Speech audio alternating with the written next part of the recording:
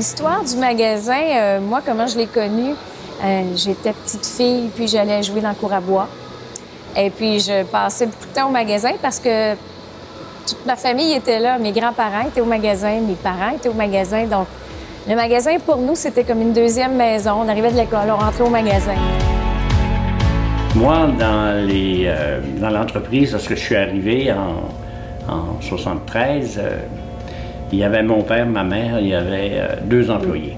Mais on s'est développé quand même assez rapidement avec la construction de nouveaux magasins en 75, qui était comme peut-être le plus moderne du coin. Puis on était souvent à l'avant-garde. On était les premiers à avoir des circulaires, les premiers à avoir des décoratrices. Le groupe Cormier, maintenant, c'est 3 succursales. Situées dans la baie des Chaleurs, à Marion, New Richmond et Bonaventure. C'est des succursales qui mesurent entre 6 000 pieds carrés et la plus récente, celle de New Richmond, qui vient d'être construite de 25 000 pieds carrés. Et puis nous avons maintenant un nombre d'employés de 90 personnes. Cette période de 40 ans, il y a eu des hauts, des bas, et toujours dans notre tête, je pense que nous deux, la pérennité, c'était en nous. On a eu des doutes parfois, mais le travail au quotidien nous ramenait à notre belle aventure qu'on s'avait donnée ensemble. Et voilà. Chaque Noël, mon père me demandait, enfin mes parents me demandaient, est-ce que tu aurais un intérêt à revenir? Est-ce que tu aurais intérêt à reprendre la compagnie? Et pendant 5 ans, la même question est arrivée et à chaque Noël, je répondais la même chose. Non, non, non, j'ai pas d'intérêt pour le commerce de détail. Non, je suis pas prête. Ma vie est à Montréal. Je suis pas prête à tout laisser pour revenir. On sait qu'on n'est pas éternel. On sait qu'à un moment donné, on atteint un certain âge. À un moment donné, il faut y penser. Au 6e Noël, c'était toujours dans le temps des fêtes. Là, mon père a approché ça différemment. Il m'a dit, écoute, j'en trouve pas de relève, donc je pense que je vais être obligée de vendre. Et là, ça a été comme un choc. Et en dedans de moi, la réponse a été, mais non, ça n'a pas de sens. Mes grands-parents et mes parents ont passé toute leur vie à bâtir ça. Je veux pas, ça peut pas partir à quelqu'un d'autre. Au départ, quand je suis arrivée, j'étais un peu comme dans un rôle de sauveur. Je m'en venais prendre la relève de l'entreprise.